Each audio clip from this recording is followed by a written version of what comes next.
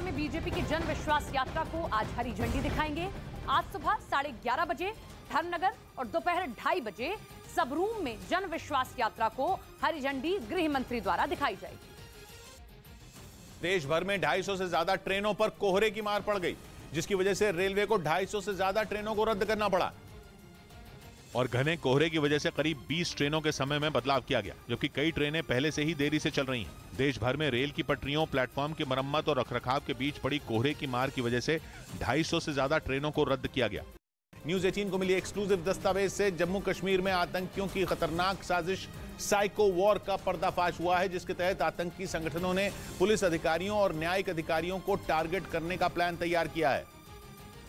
और न्यूज़ 18 को मिले एक्सक्लूसिव दस्तावेज ये बताते हैं कि आतंकी संगठन बड़े पुलिस अधिकारियों और न्यायिक अधिकारियों पर हमले की ताक में बैठे हैं। खुफिया दस्तावेज के मुताबिक आतंकियों की इस कार्रवाई को आतंक की साइको वॉर कहा जाता है, जिसका मकसद किसी बड़े अधिकारी पर हमला करना और उसके नीचे के अधिकारियों में डर पैदा करना होता है। न्यूज़ 18 के पास जो एक्सक्लूसिव दस्तावेज हैं, उनके मुताबिक पाकिस्तान के कब्जे वाले कश्मीर के मुजफ्फराबाद में आतंकी संगठन लश्कर-ए-तैयबा, हिजबुल मुजाहिदीन, जम्मू कश्मीर गजनवी फोर्स और अल बद्र के कमांडरों की एक बैठक हुई, जिसमें जम्मू कश्मीर के उन पुलिस अधिकारियों पर चर्चा की गई जो कश्मीर में आतंकी संगठनों की साजिश को नाकाम करने में जुटे हैं।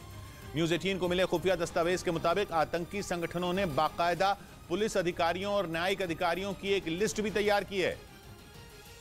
और उस लिस्ट में जम्मू कश्मीर के पुंछ जिले के एसपी का नाम सबसे ऊपर है, क्योंकि वो पिछले 1 साल से ज्यादा समय से वहां तैनात है और इस दौरान वो अपनी टीम के साथ मिलकर आतंकियों की कई बड़ी साजिशों को नाकाम कर चुके हैं।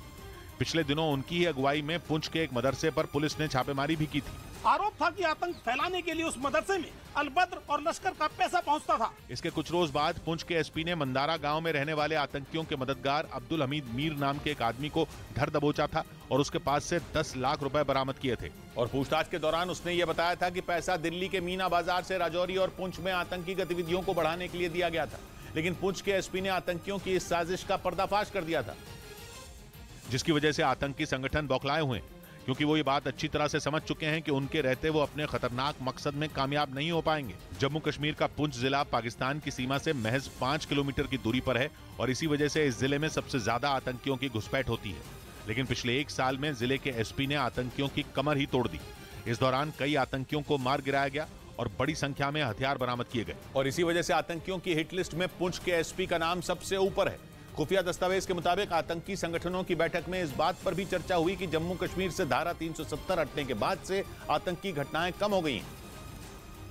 जिससे घाटी में आतंकियों का खौफ कम होता जा रहा है। यहां तक कि उनके मददगारों पर भी पुलिस और सुरक्षा बल ने नकेल कस दी है। न्यूज़ 18 को मिले एक्सक्लूसिव दस्तावेज के मुताबिक इसी वजह से आतंकी संगठन घाटी में बड़ी घटनाओं को अंजाम देने की फिराक में है और इसके लिए उन्होंने पुलिस अधिकारियों और न्यायिक अधिकारियों पर हमले की साजिश रची, ताकि घाटी में रहने वाले लोगों में खौफ पैदा किया जा सके। आतंकी संगठनों की साइको वॉर वाली इस साजिश को देखते हुए सुरक्षा एजेंसियां सतर्क हैं और घुसपैठ रोकने के लिए पाकिस्तान सीमा के नजदीक जम्मू के कुछ इलाकों में रात का कर्फ्यू तक लगा दिया गया है।